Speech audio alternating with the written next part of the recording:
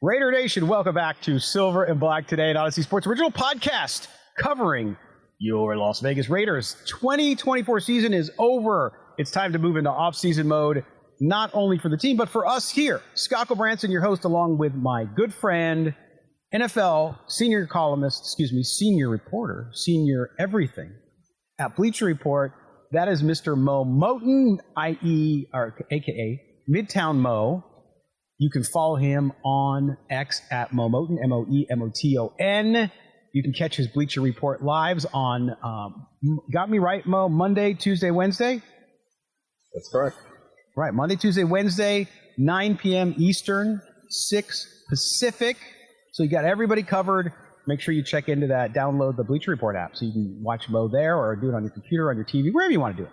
You can even interact with him there as well, too. So want to give a plug for him there. You can also catch his Raiders work, where he's a columnist as well, at sportsnot.com, where I also work as well.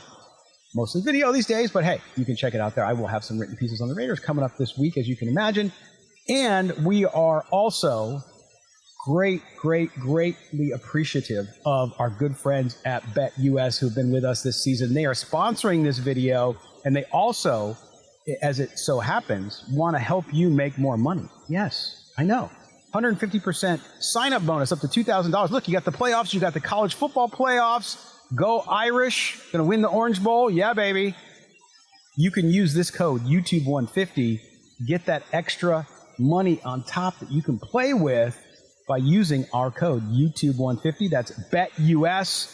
And again, thanks to them, Mo and I have had such a great time working with the team over there. And a shout out to all those guys and gals over at BetUS. They've been fantastic to work with. All right, Mo, we're back. We saw Black Monday come and go, and the Raiders still have their head coach, Antonio Pierce. In fact, he had a press conference, and at that press conference was asked about his status, and he said, hey, business as usual. I've had no discussions. So a lot of people took that to the bank, and I think you can, use it for some purposes to say, well, what does that tell us? That Antonio Pierce is back without a doubt. I don't think that's necessarily not because I don't think he should be, but just in general, if it's not like we saw with Jacksonville or in other spots, where New England, where they fire the coach hours after the last game or into Black Monday. So a lot of folks are jumping to the conclusion that Antonio Pierce is going to be back 100%. I think that's a distinct possibility, no question. But we don't know for sure. We said last week, Mo, and I think you brought this up. You said, hey, it could happen on the Monday, but it might not because depending who they're wanting to talk to, depending what the plan is, we don't know. So when you look at this, the reaction obviously in Raider Nation was one of elation or disappointment yesterday. It doesn't seem to be any in between. Now, there are some of you in between, and thank you for that. It's nice. But you saw the folks, including myself. I was very vocal about the fact that I don't think he should be back. But Mo, what do you make of, and what does your gut tell you based on what you heard from Antonio Pierce, if anything, at the press conference yesterday, and the silence from the Raiders and the fact that they hadn't met by the time he went to the podium yesterday? So my gut tells me that he's going to stay, only because you listened to him Sunday night when asked about his job security. He said no comment. To me, that sounds like a person that's not sure. And then Monday, he says, well, all the noise is coming from outside the building. And he made it seem as if all the rumors about his hot seat or job security uncertainty were made up. And I think that's a little odd, the tone that he used Sunday night to the tone he had on Monday wearing a cool starter jacket. He went from, I don't want to talk about it, to, I don't know what you're talking about. And when I hear that, it sounds like he feels like he's going to be safe. But again, we can't be so sure because teams usually put out a statement saying we're retaining or we're moving forward with Coach X or General Manager Y. We saw the Giants do it with Brian Daboll and Joe Shane. We saw the Jaguars fire their, we heard about the Jaguars firing their head coach and keeping Trent Baalke, their GM. The Raiders have to make a definitive statement because we have to move forward, and not we, but the organization has to move forward and now think about building that coaching staff around Antonio Pierce again because they could lose both coordinators.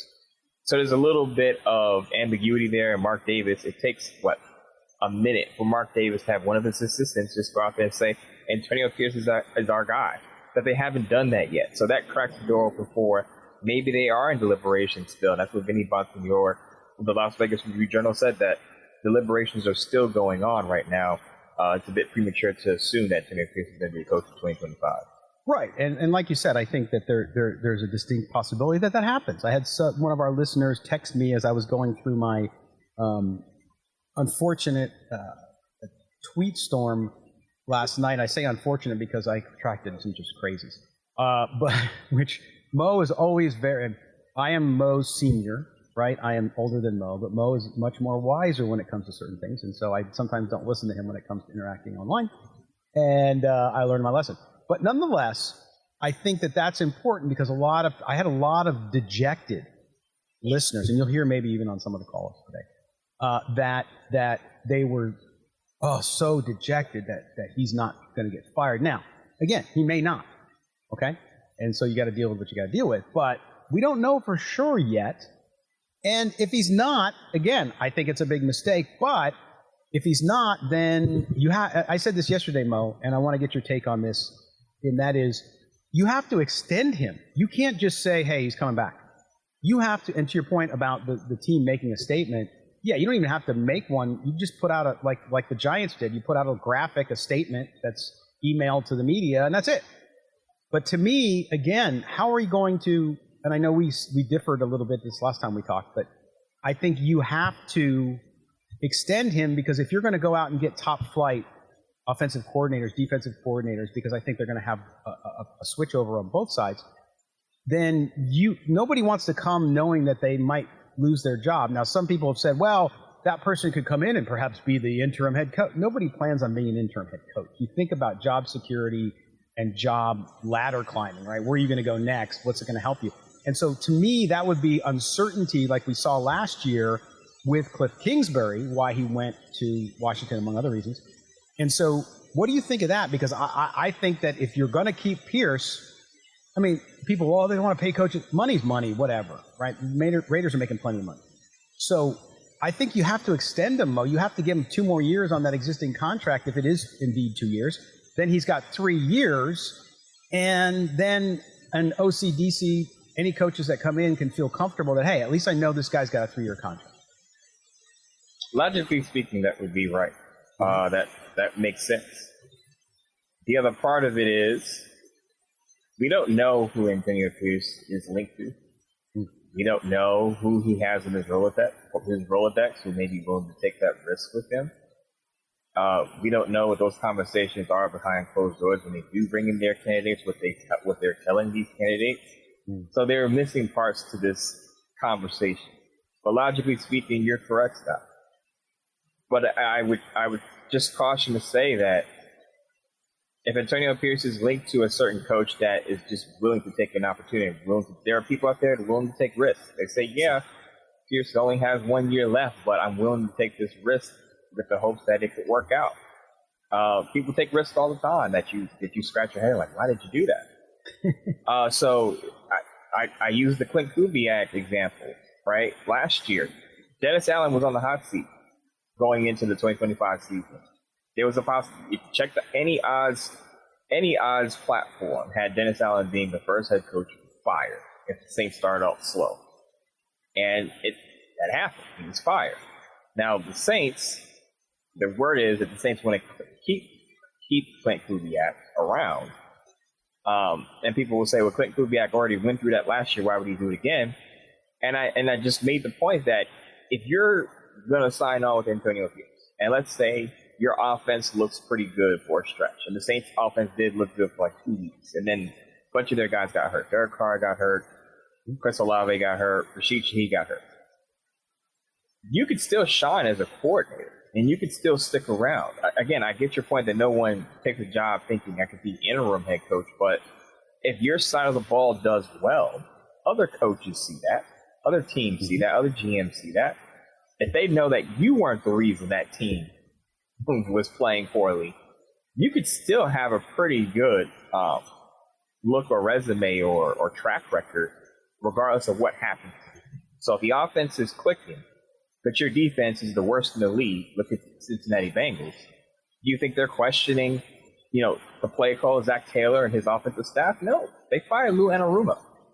So there's a way where you can look at a football team and still separate the good from the bad, where, yeah, you're moving your family around, but if the team feels like you weren't the problem and you were actually the bright side of that football team, you could still keep your job depending on what happens with the head coaching position. Yeah, I think that's fair. I think that I just don't have faith that he's got the connections, because I don't see them, because when you have, I think the connections that Antonio Pierce had, he went to. And when you look at Marvin Lewis, you look at Coughlin, and you look at some of these other guys, if you look at the current makeup of the Raiders staff, and we all know what that's been like, I think that's the connections, right? And if you go back to Pierce at Arizona State, Marvin Lewis, of course, because of Herm Edwards and all that. So I just don't. And again, I'm happy. People feel like, had somebody message me, why do you hate him so much? I don't hate anybody. We talked about it on the show before, but I just don't. I don't have the belief that he can, even if he's retained, even if Antonio Pierce is retained, that he can get and build the staff. Now, again, I'm happy to be wrong, right? And it's not something that I wish upon him or anything like that. It's just based on what I've seen. And I've said, Mo, and I would love for you to chime in on this. Show me what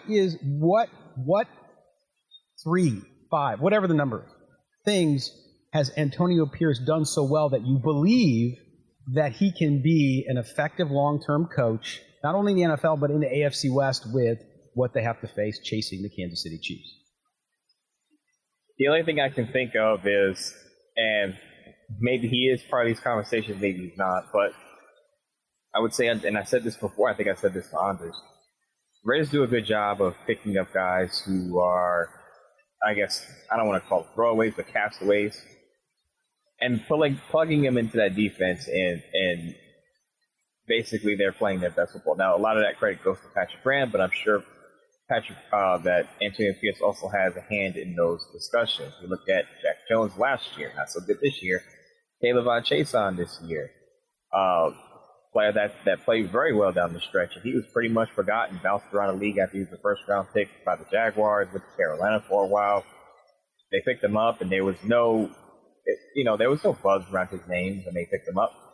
And down the stretch, pretty strong. Now, a lot of people are saying he deserves a new contract, an extension with the Raiders. So when you look at some of the additions, the midseason additions, and you would assume, again, maybe I'm assuming that the head coach has to sign off on that. Pretty good with those midseason pickups. As far as other areas of the team are concerned, my issues are with him, game flow management, some of the in-game decisions he's made. He's made some mistakes, but he's also said that, and I think this was yesterday during his press conference, he said he has to go with his gut more. So I think it was, I forgot who it was that brought this up. I'm not sure if it was Dominique or Raider Izzy, but one of our callers brought this up that Antonio Pierce is deferring too much to the staff around him and not going with his gut. And I think he alluded to that Monday during his press conference. Instead of being a CEO head coach, which that is his position, because he's not an X's and O's guy, he diverted too much to the coaching staff around him. So back to answer your question, what he does well, maybe he does well with going with his gut, going with his football instinct.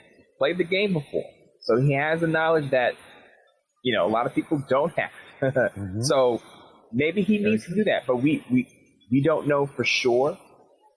If his gut feelings would have panned out better for this football team. It seems like he wanted to start Aiden O'Connell over Gardner Minshew, but chose not to. He took accountability for that.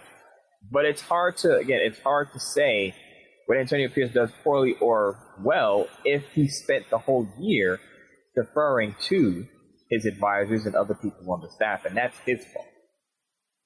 Yeah, there's no doubt about that, and I think that was the only point of introspection that I saw for him. He was asked the question a couple times, And that concerns me too, because I listen. Not everybody's going to be up there and give you a deep answer. Not everybody is a talker, right?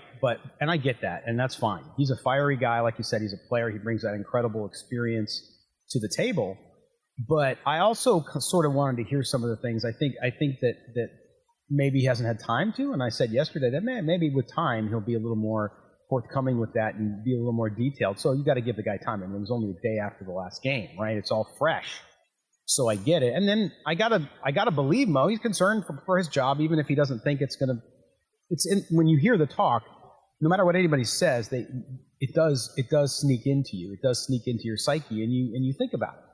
So we'll see how that all goes. But we'll talk more about Antonio Pierce coming back, what else might be going on there, and what else he could do, perhaps, to turn the team around if he is going to be the Raiders head coach. But I think it's right now, at least in my mind, it's a 50-50. It could be better than that. Who knows? But we'll see. We're going to take our first break here on Silver and Black today. When we come back, we'll get to that. Also, segment 3, we're going to get to your phone calls. We had so many phone calls, we'll probably have to do a separate show to do the rest of them.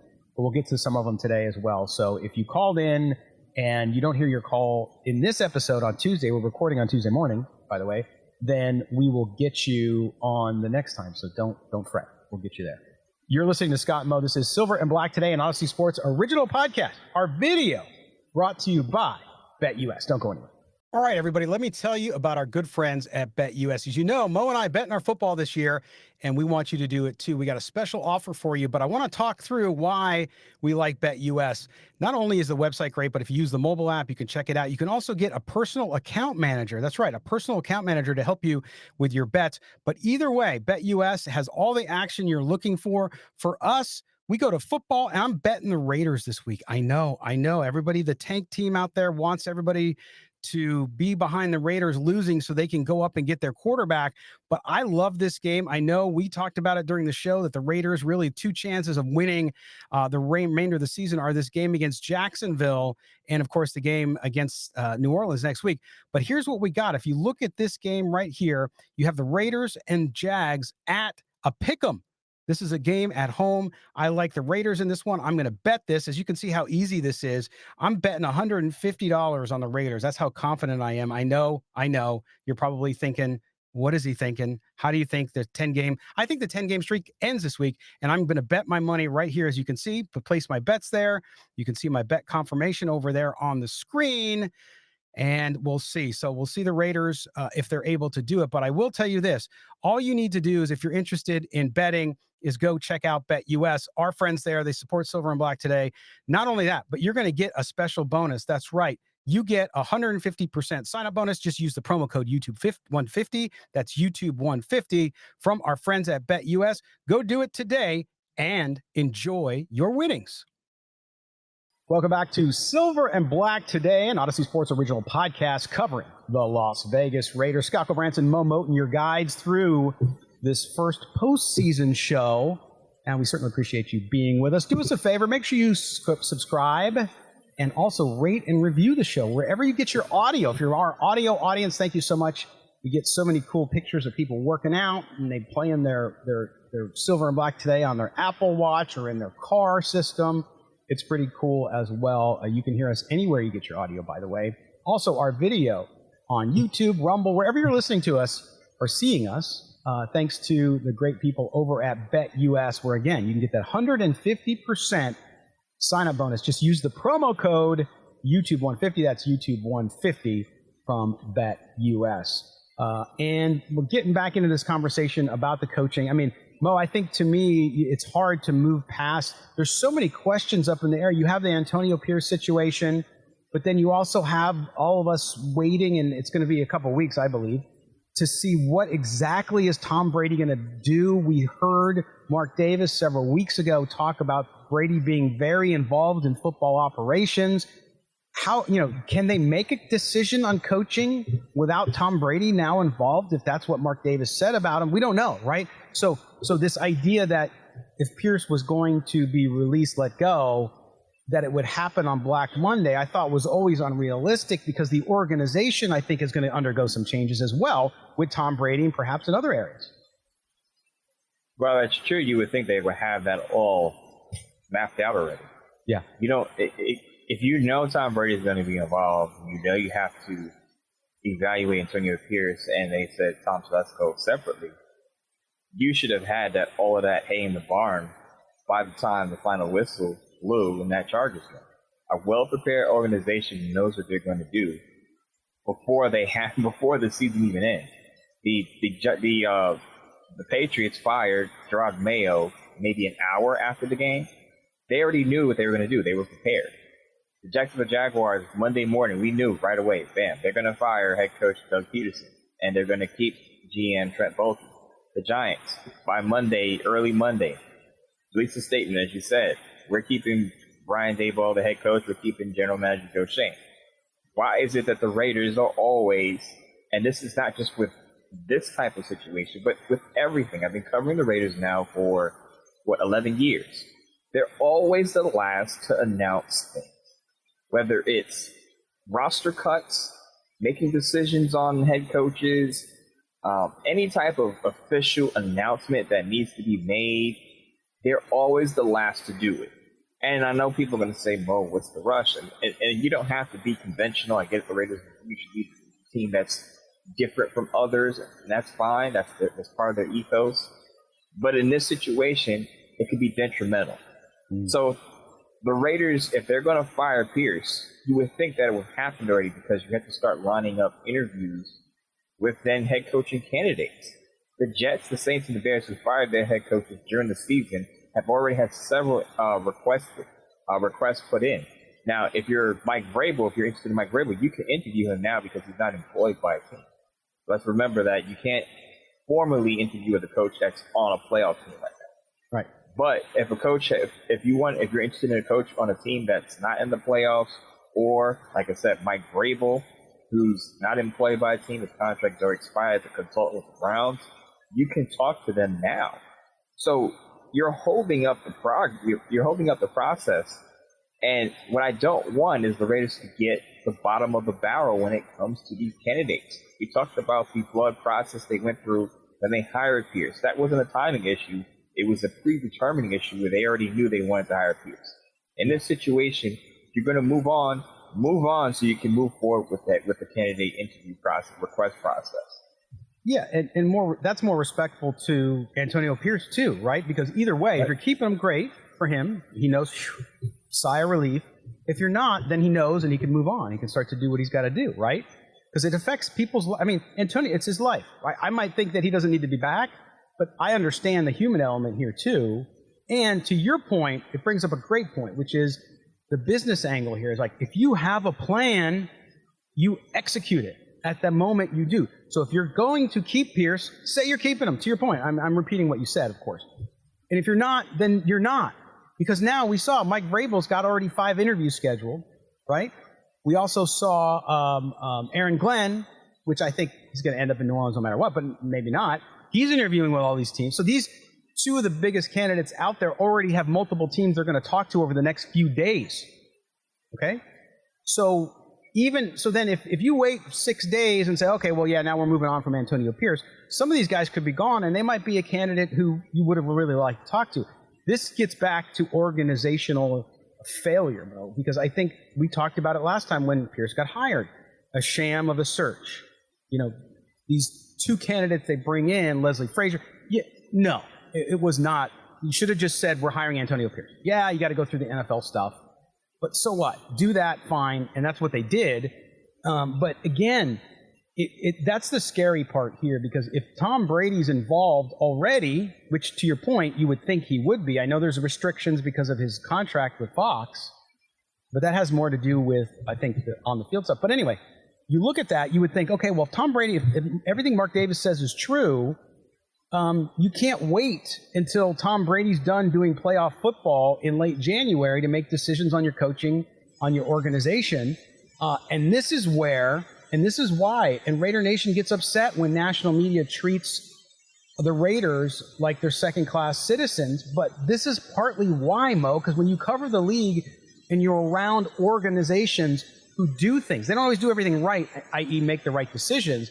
But when they're organized and they're definitive in what they're going to do and what their plan is, their plan might not work, but they know what their plan is and they execute it. But then you see the dysfunction of the Giants, the Jets, the Raiders, the Browns. It's no wonder they don't win on the field. Now, there are still coordinators that are out there that are being fired.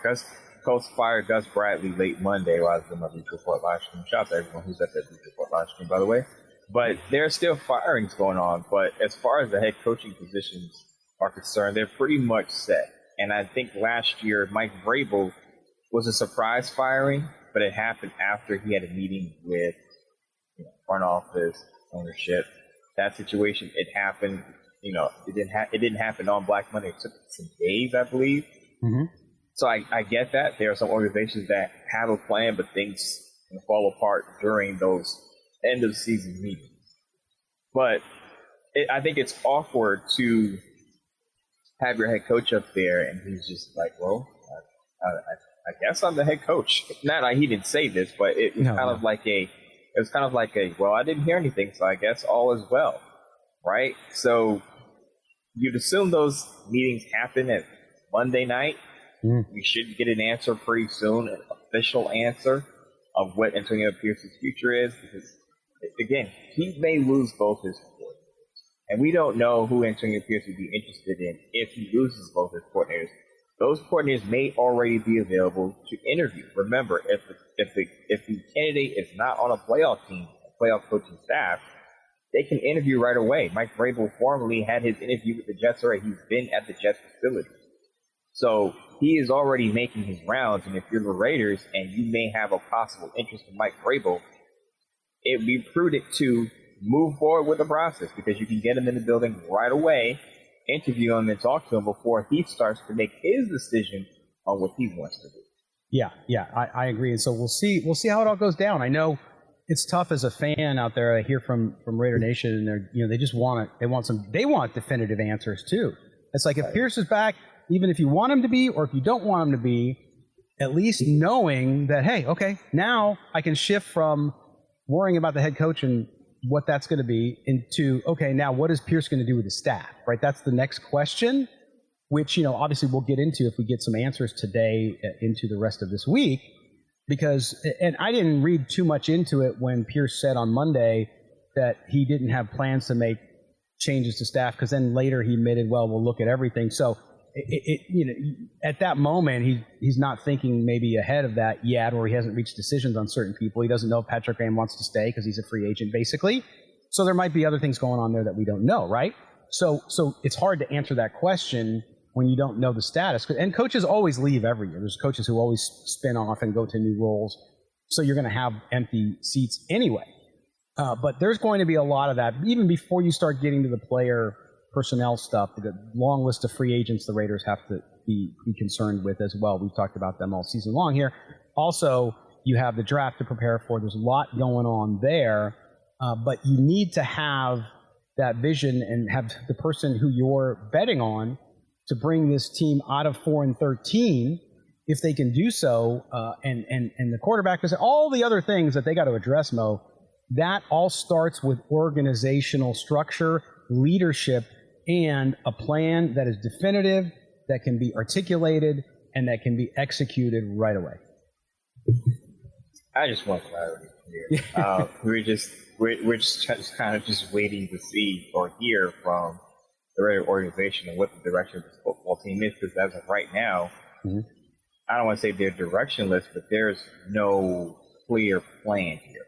And that goes back to organizational, I don't want to say failure, because we don't know what the final verdict will be or how the process is, how they're going through the process behind closed doors. But there is a sloppiness to it. There's an unpreparedness.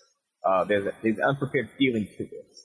Yeah. That Mark Davis said it himself that he was going to evaluate Pierce and Telesco. So you would think, again, by the end of that Chargers game, they would have an idea of what they want. Now, unless, as Vinny Bonsinger said, he thinks there's still deliberation going on.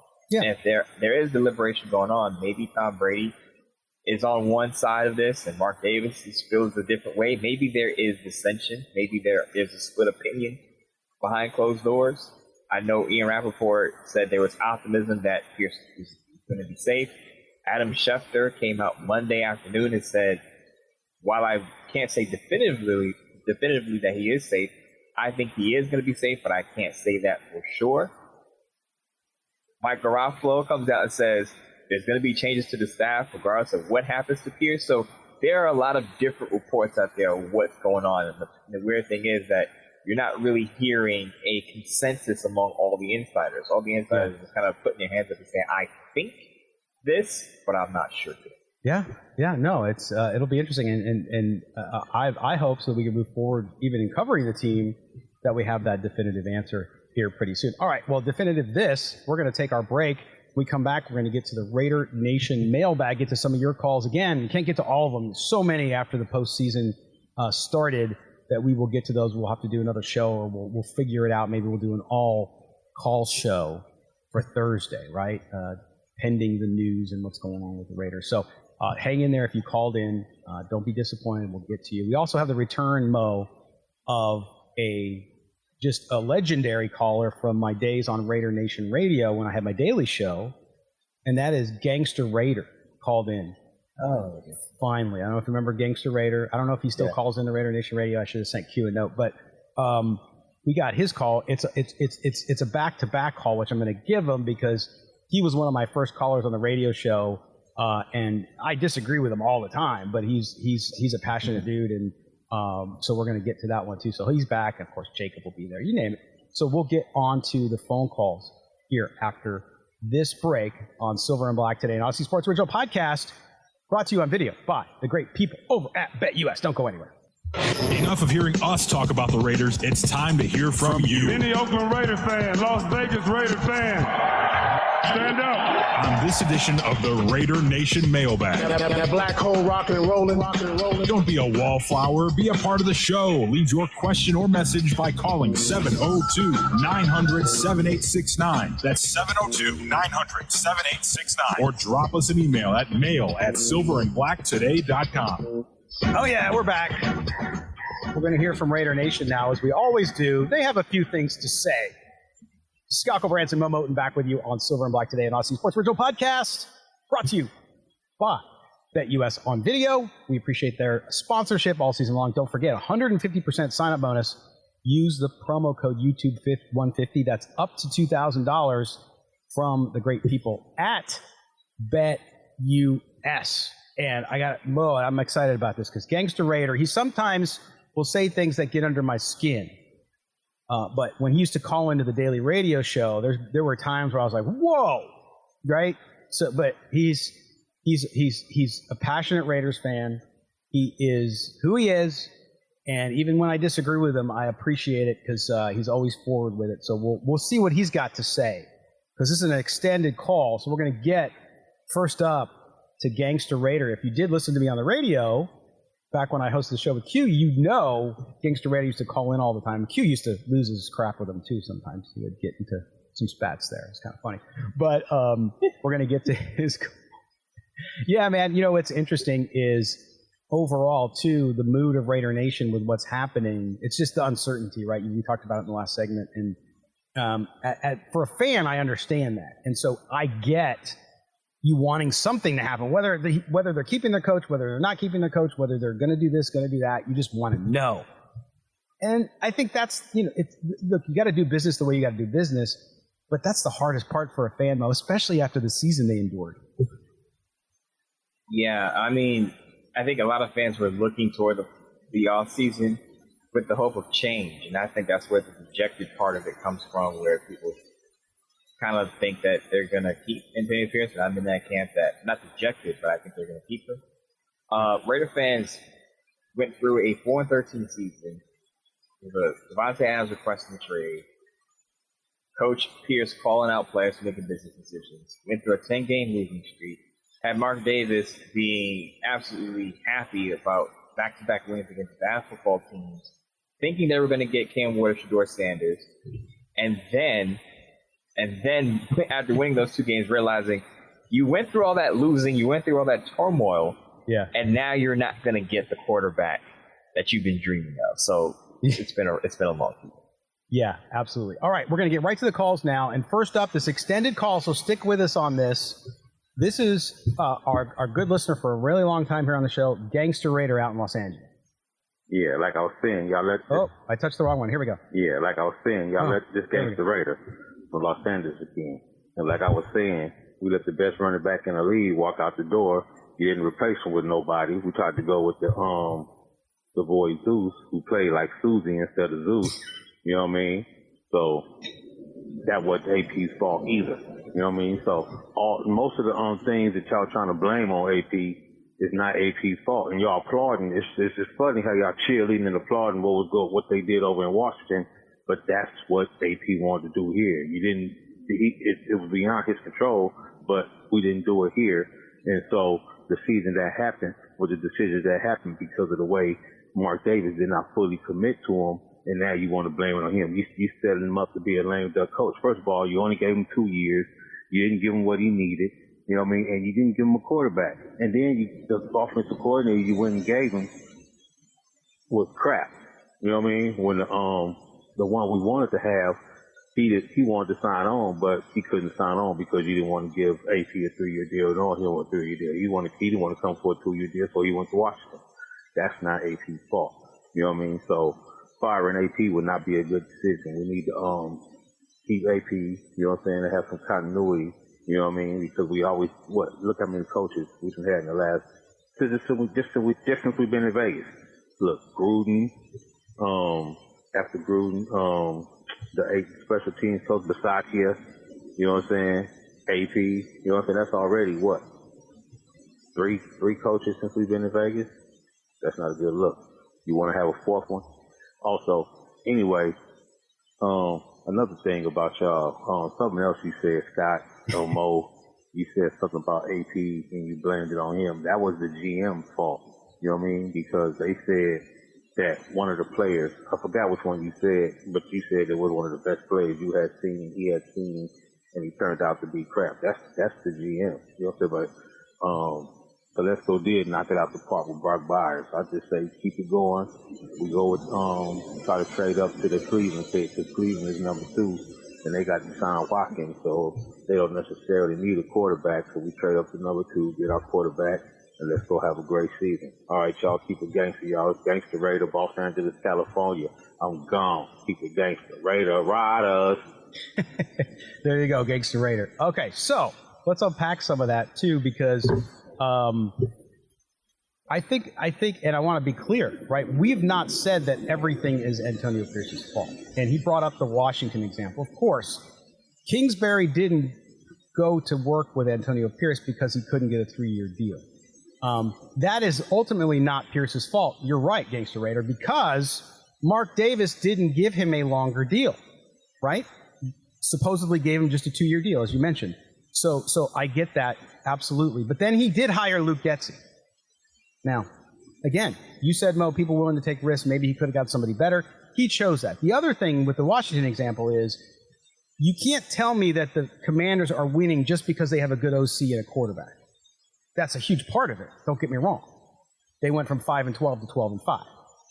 But Dan Quinn has coached before. He's been a coordinator in this league at the highest level with Seattle, Dallas, head coach in Atlanta, all that stuff.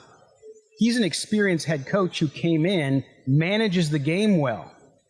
And again, I think you can go back and listen, right, Mo? We've said all along we weren't going to evaluate Antonio Pierce just on record, okay? We're going to evaluate on how he coaches, how the team improves, doesn't improve, whatever it may do.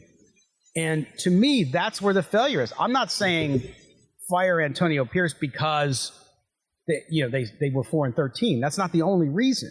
And so while I agree with Gangster Raider, and I'm saying it's not all his fault, it's an organizational issue, you also can't give me what he's done well definitively to say, you know what, this guy looks good coaching that team, being the CEO type coach.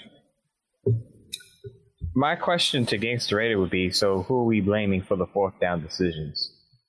The head-scratching 4th down decisions that the Raiders made? Are we not? Is that not Antonio Pierce? When you're picking Luke Getsy to be the offensive coordinator over Scott Turner, who turned out to be the better play caller, Is that not Antonio Pierce's decision? Now he didn't get his first choice in Cliff Kingsbury, who went to Washington. But after that, you still have a choice to make, right? And he didn't make the best choice in picking Luke Getsy over Scott Turner, who was already on his staff. So we're not blaming Antonio Pierce for that. Those are the two things that I think my two biggest criticisms of Antonio Pierce are. One, he hasn't really shown that he can build a quality coaching staff. He fired 3 guys in the middle of the season. Fired Luke Getsy, fired Rich Scangarello, fired James Craig. So it wasn't just the offensive coordinator. Apparently he felt he hired the wrong offensive line coach. Apparently he felt he hired the wrong quarterbacks coach as well. So those are the two things that I don't think are disputable. I think that's pretty evident. He struggled in those areas. And to his credit, he's admitted to some of his mistakes. Yep. Calling out his players publicly for making business decisions. That's what he said. He called it. As I said on Monday, he took accountability for the quarterback decision. Whether you believe it was his decision or not, he says that he should have went with his gut. Now, I'll ask Gangsta Raider, whose fault is it that he has all of these advisors on his staff and he listened to his advisors rather than his gut? That's Antonio Pierce's fault. That's not anyone else's fault. That's not North Turner's fault. That's not Marvin Lewis's fault. They were brought on by Antonio Pierce, and he listened to them. If you bring people around you and you listen to those people versus your own gut, your own instinct, that is your fault. So that'll be the third thing I would say is on Antonio Pierce, is listening to others over himself as the head coach. You are the head coach for a reason. You were hired for a reason to lead that football team. You weren't hired to then listen to other people. Again, now he took accountability for that, but that's something that's on Antonio Pierce. Now, the other thing, going away from Antonio Pierce and to Gangsta Raider's point about the Browns at number 2, Deshaun Watson had a setback in his recovery from a ruptured Achilles tendon. And at this point, I don't think it's safe to assume that the Browns are not interested in a quarterback.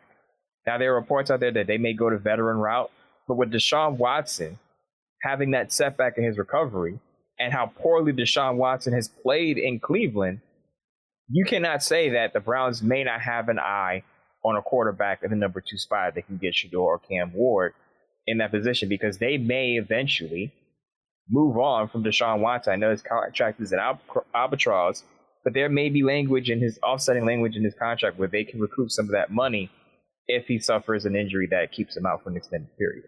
Yeah, no, and there's chatter about perhaps Myles Garrett being moved.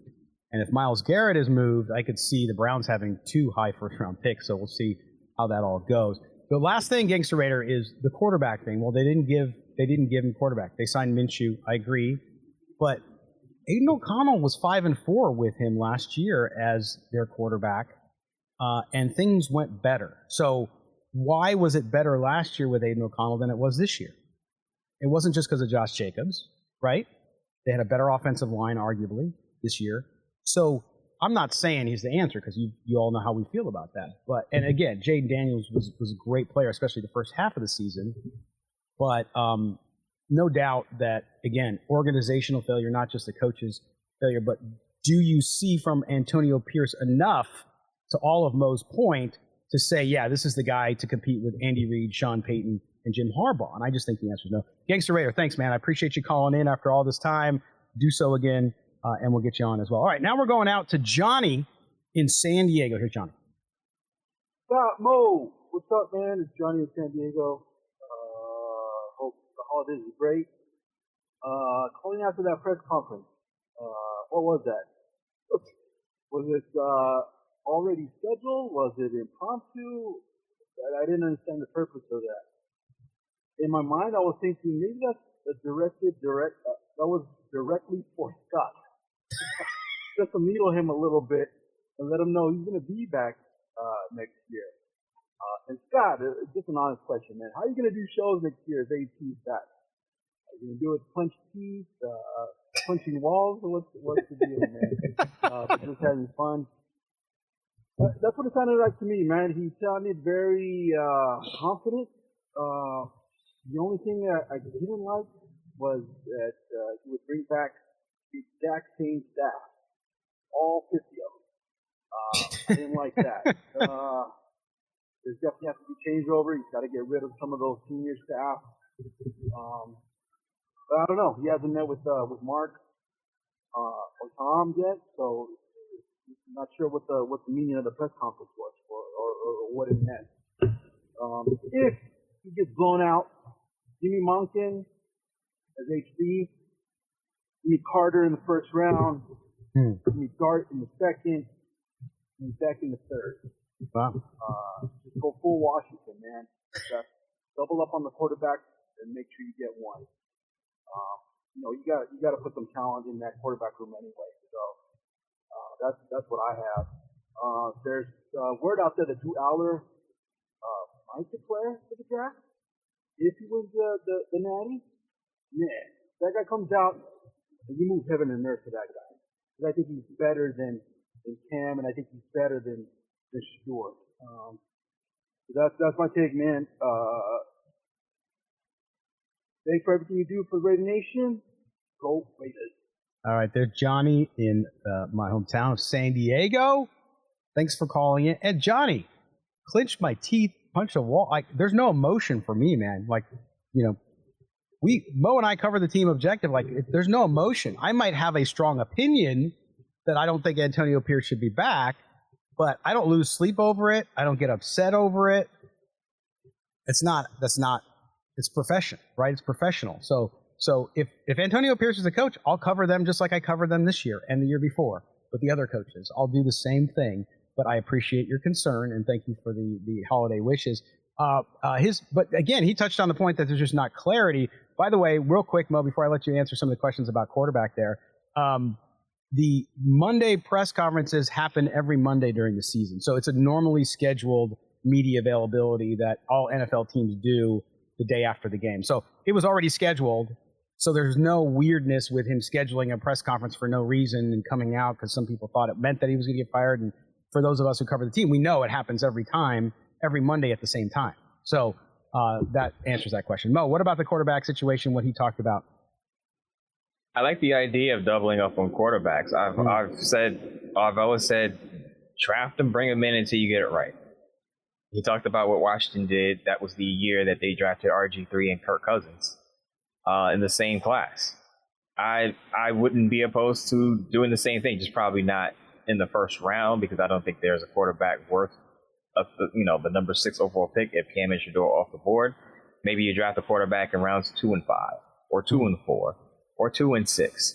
But again, not opposed to doubling up. The Patriots drafted Drake May and they brought in Joe Milton III, who, by the way, played well in that last game season finale.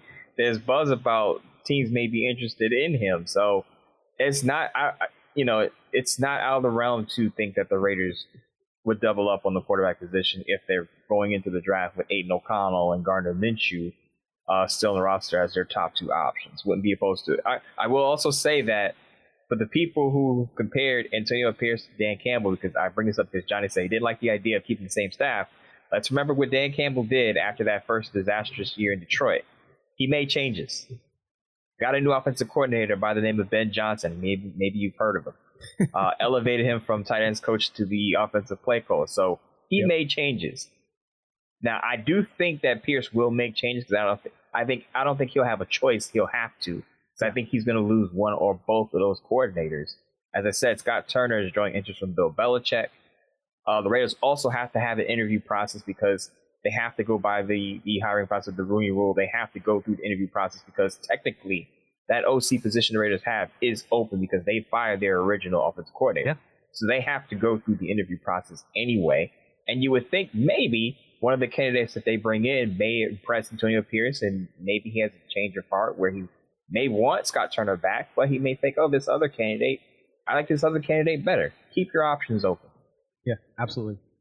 Well said. All right, we got a few minutes left, so we're going to get a couple calls in here. Here's Jacob in Fresno. Let's see what Jacob has got to say on this edition. Yes.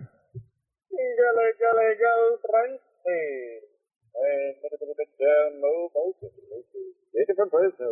What's up, guys? Shout out to Raider Ross for the tremendous impersonation. And in celebration, I guess, in honor of such an impression, I'm going to give you a little bit of Shifty Schefter for breaking news. According to my sources, Las Vegas Raiders not fired Antonio Pierce Monday morning after the Sunday game, and Raider Nation is up in tears and crying and roars, whatever the term is. Guys, AP is still the coach. At this moment, who knows? Maybe he gets fired on a Tuesday, and this call doesn't make any sense. But, Scott, you keep saying you're asking for measurable reasons or something clear and concrete why AP is a good coach. What does he bring to the table? You said in your own words, I keep getting crickets. Well, let me give you a couple crickets to give a little chirp chirp. So obviously, we've had a top 10 defense this year and the year prior. That hasn't happened in the last 20 years, at least, at the very least. I don't know. Maybe that Super Bowl season we had a top 10 defense. But since all that, 1 year, 2006, under Art Shell, right? We had Rob Ryan go crazy, and the defense had a kind of out of nowhere. But he didn't put it together consistently. It wasn't like that every year. He's had 2 years in a row where we've had a top 10 defense. You could say Patrick Graham, but what happened under Josh McDaniels? Patrick Graham didn't succeed. He didn't thrive. And now we've had these young players like Brock Bowers. He's developed. And you could say, well, Bowers is a phenom. He's going to develop anyway. That's true, I think. But maybe not so fast, right? And another thing is Tyree Wilson. Everybody's saying now that, okay, yeah, we could bring this guy in. Everybody wrote him off at the beginning of the season. Malcolm Kuntz even. People were giving up on him. And when AP stepped in, that guy got coached up. He was ready to go. The defense was firing on all cylinders. I mean, this guy has done something at least. The defense looks measurably different since he's come onto the scene. And, you know, the last 2 years, top 10 defense. I mean, that's what I would put on it. And, I mean, the young development of talent, right? Jacorian Bennett seems to be coming into it before the injury. But, I mean, it's not, there's definitely not nothing going for AP, right? So that's all I wanted to say. Appreciate you guys. I'm about to run out of time. Go Raiders. All right, there you go. Jacob and Fresno. But Jacob, the Raiders are not a top 10 defense. Both years they were 15, by the way. And I'll remind you that while I agree and give all the credit in the world as we have on the show, the position coach job that Antonio Pierce did before being elevated, and actually did after because he had the job too last year, was phenomenal. Like you said, some of those players you talked about, he did a great job with them. Spillane's a perfect example of that. At the same time, this is a team that was down by double digits in 15 of 17 games. So, Mo, I mean, you can look at rankings of defense, but at the end of the day, does it really matter if that defense isn't holding opponents to less points and giving your offense opportunity? Now, your offense has to capitalize, absolutely. But I see what he's saying. He's a defensive-minded coach. You would expect them to get better on defense in certain ways, and I think they have. But I think a lot of people have this misnomer that the Raiders' defense is this huge stalwart defense, and frankly, the numbers say different. I would say that based on what the Raiders had on the field, the defense, I don't want to say exceeded expectations, but performed at a level higher than you would expect. Right. So they lost Max Crosby down the stretch. They lost Jacorian Bennett for about half the season. Christian Wilkins played a handful of games. Malcolm Kuntz didn't even see the field this year. And still, I think the defense played a lot better than expected. And it's because of some of the unheralded players that are on that roster. So I do agree with Jacob in the fact that I said this in the second segment, I do give Antonio Pierce credit for the way the defense is played. Statistically, they're not a top 10 defense by yards or points allowed. But when you look at the development of Tyree Wilson, when you look at the development of K'Lavon Chaisson, Adam Butler having his best year, and he's like 30 years old, he's having his best year with the Raiders. When you look at some of those defenders that aren't stars like Max Crosby, you look at what they've done down the stretch, some of that credit, I feel, goes to Antonio Pierce as a defensive-minded head coach. Now, the crux of it goes to Patrick Graham. He is a defensive coordinator. He is devising the game plan to put those guys in position to succeed. But usually when you think about, okay, what's the expertise of the head coach? Which side of the ball is the expertise on? Antonio Pierce, as we said, former linebackers coach, right? So he's going to get some of that credit that his expertise on his side of the ball was the better side of the ball this year. And again, wasn't top 10, but still was formidable down the stretch. And you wonder if the offense had held up its end of the bargain in some of those games, would the defense, been able to close out some of those opponents down the stretch? We won't know that. But again, I do see what Jacob is saying about some of those players playing well on his side of the ball. Yeah, and that's the thing too. Even when talking about Pierce, it's not that he does everything terrible. I mean, everybody does things well. I mean, that's not part of the conversation. But Jacob, appreciate the call as always. All right, get to our last call. We're running out of time here. It's Bryce up in Iowa. It's Bryce. Scott and Mo, this is Bryce from Iowa. I just finished watching the end of the season press conference, and I got to tell you, I just about threw up in my mouth a little bit. You notice AP comes out wearing his starter Raider jacket. That's not a coincidence. If you notice several of his virtual Zoom press conferences, what does he wear? He wears Oakland Raider gear. Not a coincidence, because let's look at his history. How did he get the job? Well, okay, so McDaniels loses his job, and he acts on the emotional side of the players in the building to get him as the interim. Okay, fine, got it. What did he do for the rest of the season? He appealed to the emotional side of the fans, which I get it. That's what fans do. They're emotional. Okay, so he appealed to the emotional side of the fans, and what did the fans do? They chanted, "Bring back AP," and that's exactly what Mark Davis did. Okay, so this year, he underperforms as a head coach. So what does he do? He's going back to his tactics to appeal to the fan base. He's appealing to that OG starter Oakland Raider, because he knows the fans are what Mark listens to ultimately. So he's appealing to the fans to keep his job.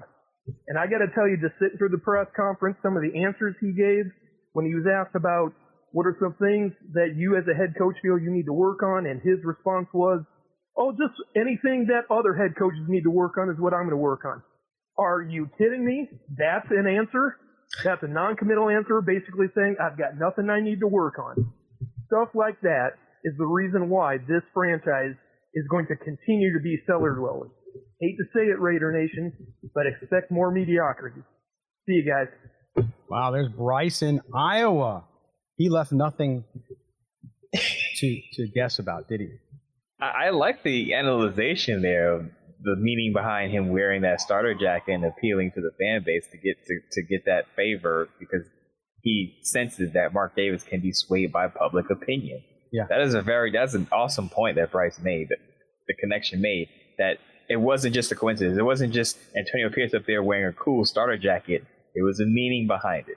Mm-hmm. As you always say, he's a smart dude, but he is. If you think behind the psychology of it, it makes absolute sense. That's a great call by Bryce out of Iowa. Sure, like you said, the talk's outside the building, so you can't influence, unless you have a private connection with them, the media per se. But what you can influence is the fans. And I sort of jabbed at that yesterday, because I said, man, I can't believe so many people are more impressed with the guy wearing a starter jacket than they are that they only won 4 games, right? And it was in jest, of course, but Antonio Pierce, like you said, Mo, he's a smart dude. His campaign, because it was a campaign last year to get the job, worked. His appeal to emotion, to history, to culture, that all worked. He knows the Raider culture. He knows what the fan base loves and thirsts for, right? And so now, great observation by Bryce that he's going back to that. All right. We are out of time already. Again, if your call wasn't on, don't worry. We'll get to it later in the week. And if you want to call and update it, you can do that too. We'll get all the calls on next show. Mo, tell everybody about your Bleacher Report Lives coming up the rest of this week. And then, of course, the schedule moving into the offseason so people can tune in. So if you're listening to this on Tuesday, Bleacher Report Live, Tuesday night, tonight, 9 p.m. Eastern Time, 6 p.m. Pacific. Also another one on Wednesday. That'll be the last one for the week. Hopefully by that time we know definitively if Antonio Pierce is going to stay or not. I will have an article up on sportsnot.com reacting to the decision, whatever it is, assuming it comes down this week, on Antonio Pierce as well. There you go. Don't miss that at all. Make sure you follow Mo again on x.com at Momoton, Moemoton. All right. I am at LV Gully. The show is SNB Today. Don't forget to subscribe wherever you get your podcasts. Don't forget to rate and review as well. We appreciate that very much, the feedback. And want to thank again our good buddies over at BetUS for sponsoring the video, bringing you that, and for their 150% sign-up bonus up to $2,000. Just use the promo code YouTube150. That is YouTube150. Mo, my friend, we'll talk to you on Thursday. Take care, Scott. Take care, Raider Nation.